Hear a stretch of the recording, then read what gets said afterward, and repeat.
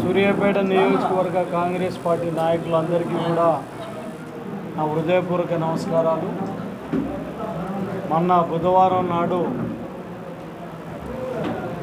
నేను రాష్ట్ర tourism development corporation చైర్మన్గా ఛార్జీ తీసుకొని ప్రమాణ స్వీకారం చేయడం జరిగింది. ఈ సందర్భంగా మా నాయకుడు తెలంగాణ ప్రజల ఆశాజ్యోతి, ముఖ్యంగా యువత ఆశాజ్యోతి, కాంగ్రెస్ పార్టీ ఆశాజ్యోతి, రాష్ట్ర ముఖ్యమంత్రి శ్రీ రేవంత్ రెడ్డి గారు ప్రత్యేక దృష్టితోటి కార్పొరేషన్లలో కూడా ఒక పెద్ద కార్పొరేషన్ బాధ్యత నాకు అప్పచెప్పినందుకు వారికి ప్రత్యేకమైన ధన్యవాదాలు తెలియజేస్తున్నా. ఈ కార్యక్రమానికి సహకరించిన పెద్దలు, మాజీ ఎమ్మెల్యే, ముఖ్యమంత్రి గౌరవ సలహాదారుడైన వేం నరేందర్ రెడ్డి గారికి, ఈ జిల్లా మంత్రులైన పెద్దలు ఉత్తమ్ కుమార్ రెడ్డి గారికి, కోమటిరెడ్డి వెంకటరెడ్డి గారికి, రాజగోపాల్ రెడ్డి గారికి, మా సూర్యాపేట నాయకులైన దామోదర్ రెడ్డి గారికి, సీతక్క గారికి, జూపల్లి కృష్ణారావు గారు, ఈ మంత్రి, ముఖ్యంగా జిల్లా ఇన్ఛార్జ్ అయిన తుమ్మల నాగేశ్వరరావు గారికి ప్రత్యేకమైన ధన్యవాదాలు తెలియజేస్తున్నా. మీ అందరికీ కూడా తెలుసు, గతంలో 2 సార్లు నాకు ఎమ్మెల్యే టికెట్, తర్వాత ఎంపీ టికెట్ కూడా 2 సార్లు పార్టీ హామీ ఇచ్చి కూడా 4 సార్లు నాకు రాకపోవటం, ఆనాడున్న పరిస్థితుల దృష్ట్యా పార్టీ నాకు ఇంకొక మంచి అవకాశం ఇస్తామని చెప్పడం జరిగింది. ఈరోజు ఈ విజయం, ఈ పదవి కూడా సూర్యాపేట నియోజకవర్గ కాంగ్రెస్ పార్టీ నాయకుల, కార్యకర్తల ఫలితం. ఈ ఏదైతే కార్పొరేషన్ ఉందో అది వారికే అంకితం అని కూడా తెలియజేస్తూ, దీని ద్వారా నా బాధ్యత కూడా పెరిగింది. 30 సంవత్సరాలుగా నేను రాజకీయాలలో పదవి ఉన్నా లేకున్నా కూడా 24 గంటలు ప్రజలకు అందుబాటులో ఉంటూ నిస్వార్థంగా, నిజాయితీగా, నిబద్ధతతోటి నేను ఈరోజు ఇక్కడ పనిచేస్తున్నా. నాకు టికెట్ వచ్చినా రాకున్నా, నాకు పదవి ఉన్నా లేకున్నా కూడా ప్రజలు పెద్ద ఎత్తున నాకు మద్దతు కూడా తెలియజేస్తూ ఈరోజు సూర్యాపేటకు రాగానే పెద్ద ఎత్తున స్వాగతం పలికింది. వాళ్ళందరికీ కూడా, మా నాయకులకు, కార్యకర్తలందరికీ కూడా శిరస్సు వంచి ధన్యవాదాలు తెలియజేస్తున్నా. ఇది నా బాధ్యత పెంచింది. నేను దీని ద్వారా ఇంకా కూడా ఇక్కడ సేవ చేయడానికి నేను సిద్ధంగా ఉన్నా. ముఖ్యంగా నిన్న నేను దాని గురించి కూడా తెలుసుకుంటే, ఈ బడ్జెట్లో 1600 కోట్ల రూపాయలు రాష్ట్ర ప్రభుత్వం బడ్జెట్లో పెట్టడం జరిగింది.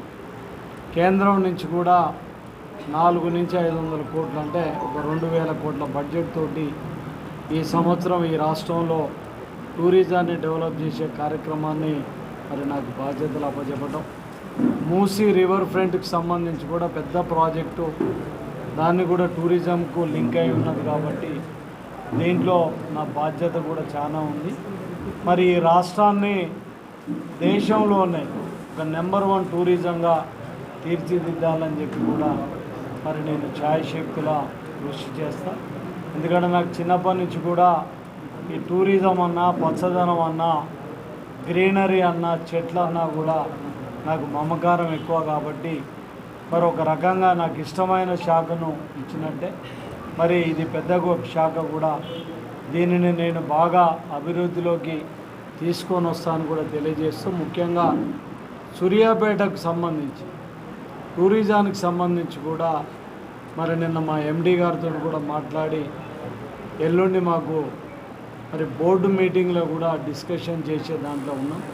ముఖ్యంగా ఇక్కడ సద్దల చెరువుకు సంబంధించి మొత్తం కూడా సూర్యాపేటకు సంబంధించి ఒక 100 కోట్లతోటి ఈ టూరిజం డెవలప్ చేయాలని చెప్పి ఒక ఆలోచనతో ఉన్నాం.